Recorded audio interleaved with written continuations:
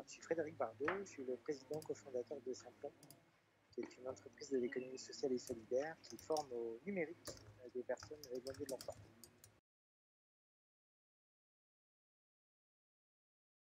Alors au départ, le premier métier de Simplon, c'était plutôt de former des demandeurs d'emploi au métier du numérique technique en tension, comme développeur, data, cyber, IA et tout ça.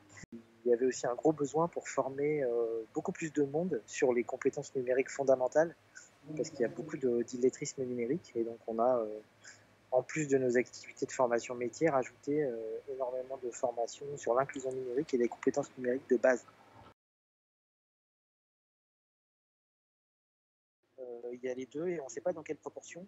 Dans les 18 millions, il y a une majorité de gens qui déclarent avoir des problèmes pour utiliser le numérique dans des actes du quotidien et notamment dans les 4 compétences numériques de base que sont la recherche d'informations, le remplissage d'un formulaire ou d'une procédure, la gestion des emails ou la gestion des documents électroniques, type je sais pas, CV, lettre de motivation, tableau. Okay.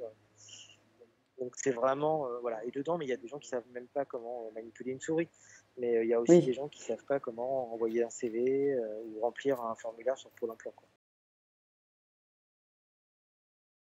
Alors on est bien au courant de ce plan et à Simplon, on fait partie des organisations qui ont formé là, les 4000 conseillers numériques France Service qui sont censés aider les Français à monter en compétences pour assurer leur démarche administrative dans le cadre de la dématérialisation des services publics. Donc ce dont on se rend compte, c'est qu'il n'y aura jamais assez de conseillers numériques pour aider 18 millions de personnes. Ah Donc oui. déjà, voilà.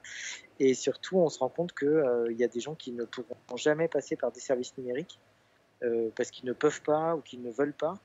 Et donc on pense que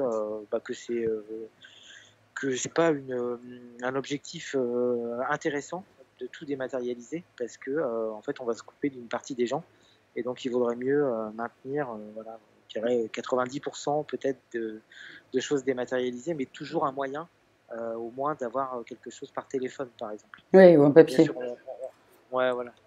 On peut pas tout maintenir en papier et en électronique et avoir des gens dans des bureaux partout en France, mais on pourrait au moins permettre aux gens de faire des choses par téléphone, par exemple. Ouais, je pense qu'il y a des choses à faire sur la partie équipement aussi, parce OK. qu'il y a des gens qui sont toujours mal connectés, on va dire. Donc ça, c'est le plan de fibre, de 5G, de choses comme ça. Mais il y a des gens qui sont mal équipés aussi.